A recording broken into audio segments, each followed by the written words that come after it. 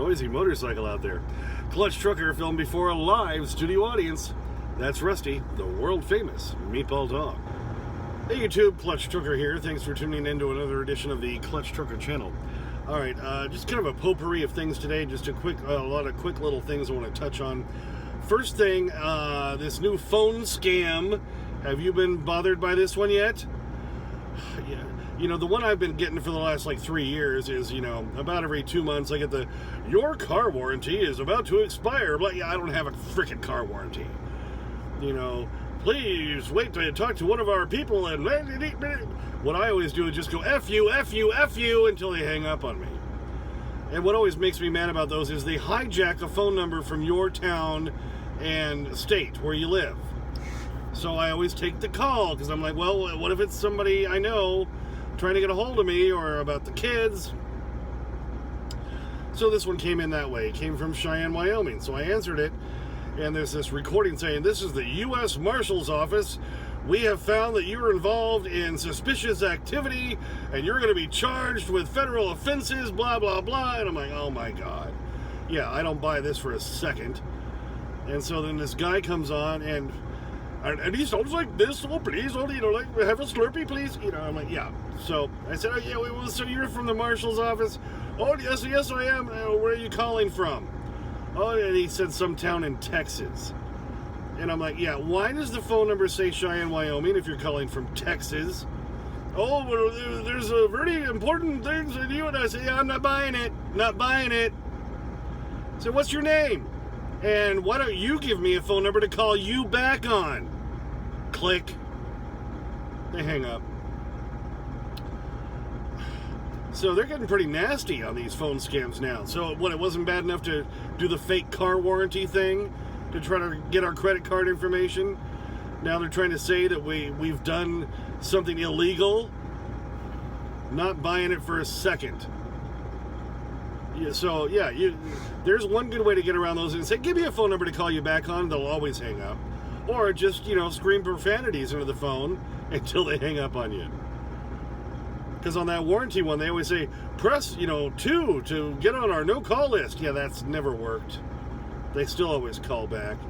Rat bastards. Yeah, makes me violent. Okay, quick subject number 2. Garmin. They did an update a week and a half ago. Finally got rid of the double voice issue. Because if you were on a trip and you hit the up ahead, well, let me turn it around and I'll show you what I'm talking about. Here's my Garmin OTR 1000, which I really do like. And of course, now I said Garmin, so it's responding to me.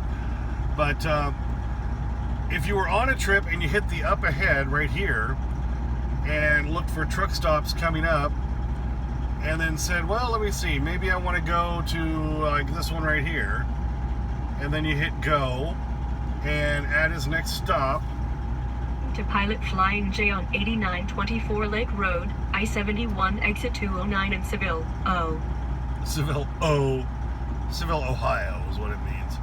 But that cracks me up. Seville, what it used to do is it would double voice over itself, and that was annoying as hell. Alright, so they fixed that. They fixed some other issues. It still cooks along nicely, but what I really hate is now they do this whole phone thing where if you're on a phone call and you're not even using the Garmin for your phone call, you're using a headset, it will pop this window up right here that covers up your trip information, which I always like to leave up, and it won't let you X out of it. It won't let you get rid of it. It just stays there. So even if there's traffic information that comes up, it won't let you get rid of that. It keeps this little window of this phone call. Well, I know I'm on a phone call, but Garmin, I'm not using you. I'm using the headset. And it won't let you get rid of that thing until you hang up the call. That's annoying. So I'm going to have to call Garmin tomorrow and scream and yell and say, not liking this update. Oh, and by the way, I do want to show, because this took me forever to figure out. I think I showed it in one of my videos, but maybe I didn't.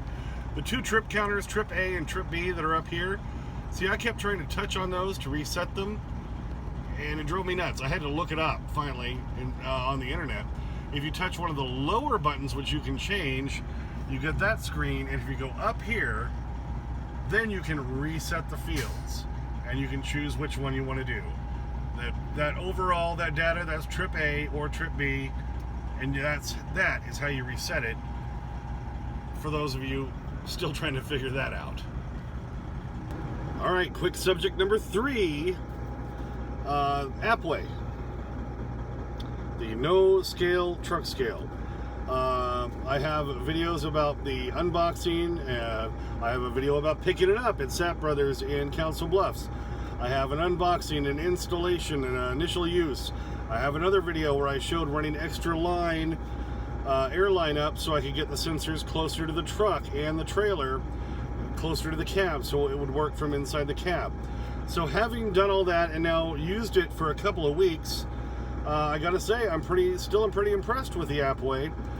This load I picked up in Newark, New Jersey today at the port, and we'll do some video on that too coming up. I got some neat stuff about that. Got some great shots of the skyline of Manhattan. It was a clear day, coming both in on Monday and back out on Tuesday, so we'll look at all that. But anyway, I picked up a real heavy load today, so let's look at how it worked out. Okay, this first screenshot of the Appway app is right after I got loaded. I pulled out, slid the tandems back forward because you had to have them back to get loaded there, closed the doors and so forth, but I honestly didn't they always say you should let it sit for 3 minutes with the truck running, with your brakes off and not engaged and your wheels chucked. Well, I didn't do that.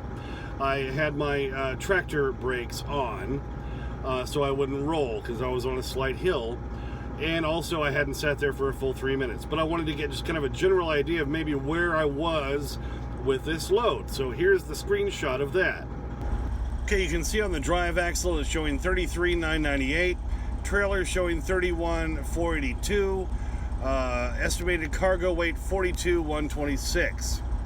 All right, so if you're curious what that load weighed, I've got a picture of my bill of lading. It had it separated into 2 sections, but these are giant rolls of plastic that they used to like make sandwich bags and stuff out of. Anyway, they put 2 of them up front, then kind of put them all together straight down in the middle, and then 2 of them again at the end, and they had to secure them with little pieces of wood and all that so they don't roll around in there and bust through the walls, because the walls on these dry vans are not very strong. One of those gets out of wants to roll away, it's going to bust through the wall. Anyway, so I just kind of wanted to get a general idea of where I was before I got rolling. Okay, add those 2 together and you get 42,244 pounds. I know I can take 43.6 with full tanks, so I figured I'd be pretty good. Now then, I put on 60 gallons at Columbia, New Jersey, just so I could get an ultra credit, so I could either use it for parking or a shower or whatever later on tonight or tomorrow. And then once I got here to Youngstown, Ohio, which is where I'm at now tonight, I went ahead and give you an update on the date. Today is it is Wednesday the 19th now, early in the morning, 2:26 a.m. Eastern Time, 1:26 Central. And anyway, so I fueled up when I got here because it's a little bit cheaper here. It's going to be cheaper here than the rest of Ohio, and it's going to be cheaper here than Illinois and Indiana, and I won't hit the really cheaper fuel until I get into Iowa. So I wanted to go ahead and fill up. So that gave me another ultra credit here, so I can grab a shower in the morning before I leave. Didn't shower tonight because I'm going to try to fix another issue we'll talk about here in just a moment. But anyway, after I filled up, then I got parked and I did another Appway, looked at the Appway to see how it's doing, and here's that screenshot. Okay, you can see even after filling up, I'm at 33, I think it's 860 it says on there. My trailer is at 32,309. My estimated cargo weight is at 42,812, which is higher than it really is, but that gives me a pretty close approximation. Now, I wasn't on completely level ground, and I found if you have the brakes engaged on the drives, it's going to show a little heavier than it actually is. If you have the brakes engaged on the trailer is going to show a little heavier than it actually is. So what I found is if you're on a hill but you still want to use your Appway to check it, we'll do that individually. Check it with just your drives engaged, check it with just your trailer engaged so you don't roll down a hill, and you'll get a better idea of where your weights are. When the brakes are off on that axle, it's going to give you a truer reading. But still, you can see I'm real close to being over the limit on either one, but just underneath a little bit. And with the load, as we showed from the picture earlier, showing it weighs 244, which I believe to be fairly accurate because no pallets were involved. There's no pallets on this load. A lot of times brokers and shippers forget to tell you about how much those pallets weigh, and that could be 2,000 to 3,000 pounds. But anyway, I don't have those on this load. So I think this is fairly accurate, and I'd say, based on that, the Appway is doing pretty good. I said from the very beginning, if it's within 500 pounds or so on each set of axles, that's going to give me the information I need. If I really am close and really worried about it, I'll go get a CAT scale. But like on the last load I did, I wasn't near as close, and I knew that based on the Appway. So it's already saved me money a couple of times on these previous couple of loads by not having to go give CAT scale all my money. So Appway, yeah, so far I'm pretty impressed. I do get 90 days to return it, and we're still within the first 30. So I'm going to keep using them, and I'll give you an update, another update later on as I've used it some more. All right, quick subject update number 4. If you watched my last couple of videos, I was parked in Columbia, New Jersey last time we spoke, and I showed you that guy taking a leak in Virginia, which was just too funny. Anyway, and so I had to deliver on Long Island. It's always on Long Island. You're not in Long Island. You're on Long Island the next day. I had a window, I thought, from 7 a.m. to 5 p.m. It was actually only 7 a.m. to 3 p.m. And I got a migraine, terrible migraine. I get them about 4 to 5 times a year on a Monday morning. And if you've ever had migraines, you know what that's like. Completely debilitating. It just, you can't do anything. Sound, light, everything bothers you. Your head's pounding. It's like, Neil Peart from Rush is pounding his drums in my head. I was down for the count, so I didn't get there early in the morning like I had hoped. So by the time I got it finally contained, and I was so full of Advil I rattled when I walked, but was able to finally get back on the road, because we don't get a sick day. We can't just call in. All I could do was go towards the end of my delivery window. I thought was until 5. Got on the road like noonish. Anyway, it should have been only about a 2-hour drive in there. No, of course it took 3 hours. Because you're going in through New York and Manhattan and Long Island and blah, the traffic's always just redonkulous. Well, I wasn't going to make it there. Then I hear from the broker that no, I should have been there by 3.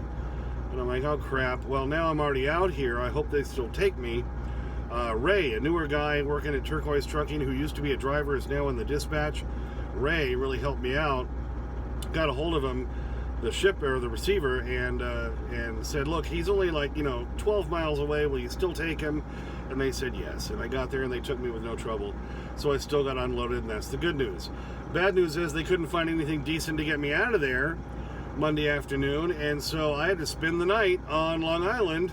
Luckily, the road next to the place I delivered had a Thermo King right there next to it, so they were obviously used to have trucks parking on the street. There were no signs saying no parking, no standing or anything. So I'm like, fine, well, I'm going to at least snooze here for a while, wait for all the traffic to die down, and then leave later tonight and avoid all the traffic. Well, I was still wiped out from that migraine earlier in the day. I woke up at midnight, and I'm like, well, okay, nobody's had me move yet. I'm just going to go ahead and stay here.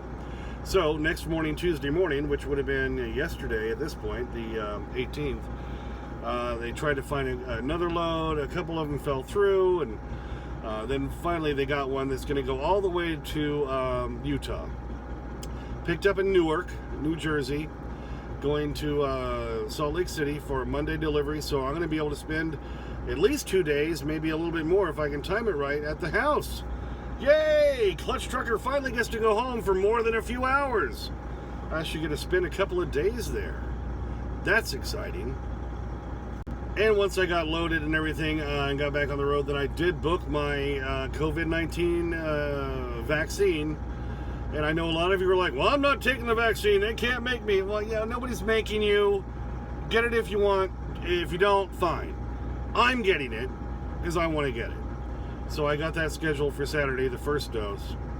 And then the good news is, then I have to be back within 4 weeks. So that guarantees within 4 weeks, I get to be home again. So I kind of like how that works out for me.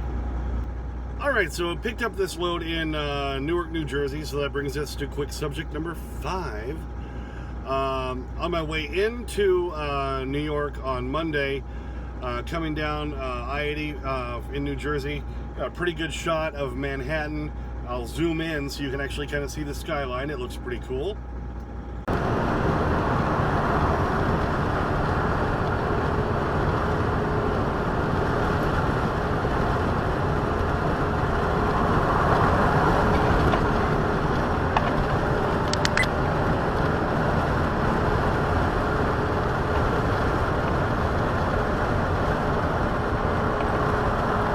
Then on my way back out today, 95 was all backed up, so I took 287, kind of looped around a little bit trying to save some time to make my way back into New Jersey, and got another pretty cool shot of Manhattan from the east side. Let's take a look at that.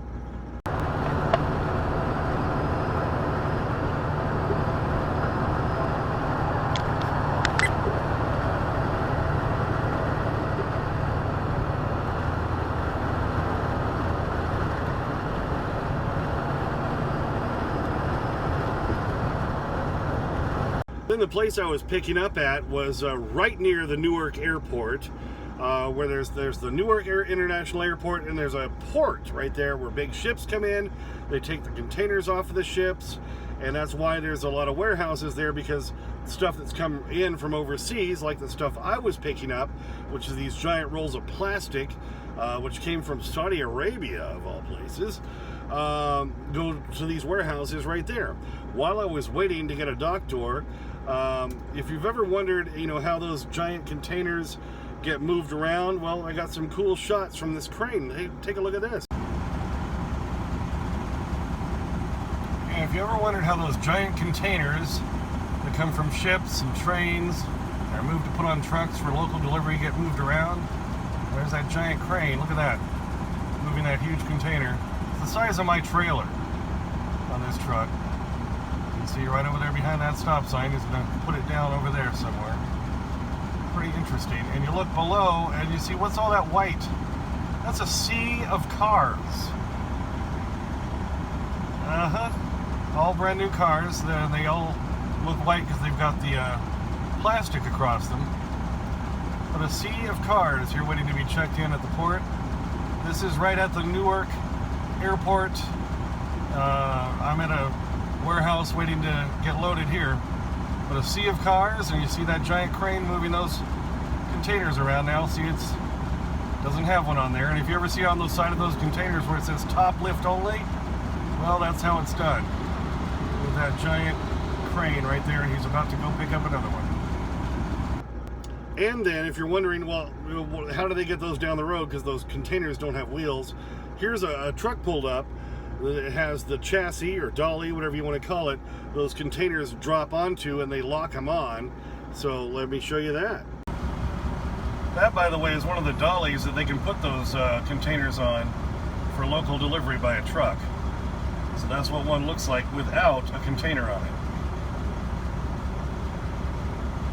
A lot of stuff about trucking and just transportation in general, most people don't realize or anything about. So I think that's kind of cool. By the way, if you're trucking those giant containers onto a chassis like that, that's called intermodal. If you've ever wondered, that's intermodal trucking.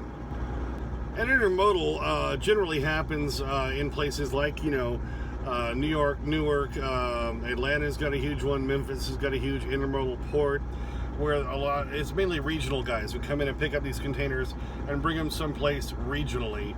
They don't do a long over-the-road trucking with those containers. That's more of a regional job. So anyway, picked up there. I'm rolling along across Pennsylvania. My goal was to try to make it at least to western Pennsylvania, if not Ohio. I tried stopping in Brookville, where normally you don't have to reserve a spot or anything, but that place was a cluster muck. Trucks everywhere, all the reserve spots were gone, so I had to keep on trucking. And I made it over here to the TA in Youngstown, Ohio. Had to buy some parts at the Freightliner next door anyway. But on my way, I stopped at Snowshoe, Pennsylvania, little tiny truck stop, real quick, just to go to the bathroom and stuff. And as I pulled in, a guy's kind of watching me, and I get parked, and I get out of my truck, and I'm starting to head to the building, and he calls out after me, and says, "Hey, I watch your videos." I was like, okay. So I went over and talked to him, and yeah, he recognized Rusty. He recognized the truck, and then recognized Rusty, of course, first. And so we talked for quite a while, and he's a newer driver, Adrian, real nice guy, and he and his wife are teaming. They're trucking together for Covenant, and so I got a chance to talk to them. And so I said, "Hey, let me get my camera, my phone, and take some video of you." I always like when I can include other drivers that I meet on the road in the video. So let's take a look at these guys. All right, so here we are. We're at the Snowshoe exit in Pennsylvania off I-80, and we got Adrian and Patience. Hello. They're both drivers for Covenant, and you're a married couple, right? Yes. And you guys, you've been doing this a couple months, you said? Yes, yeah, 2 months. 2 months, going on to 3. All right, he tracked me down and said, "Hey, I thought that was Clutch Trucker." And I saw Rusty, I recognized, like, that is him. Yep. So we've been talking for a bit, and I always like putting other drivers in the videos whenever I get a chance, so thought we'd say hey. Hi. Yeah, absolutely. Yeah, they were asking me a whole bunch of questions about becoming an owner-operator and all that, and I've got a whole bunch of videos all about being an owner-operator. I've got well over 300 videos on this channel. Scroll deep, people, and if you touch that video tab, you'll be able to see all of them. Scroll way deep, and you'll find videos on all subjects. I've even just got some that has nothing to do with trucking, like where I'm just doing bad celebrity impressions. Go find that. I mean, I've got stuff all over there. So you'll find tons of videos on here. I've been doing this for over 2 years now, so I got a whole bunch on there. Anyway, so making it here towards Youngstown, Ohio, where I am tonight.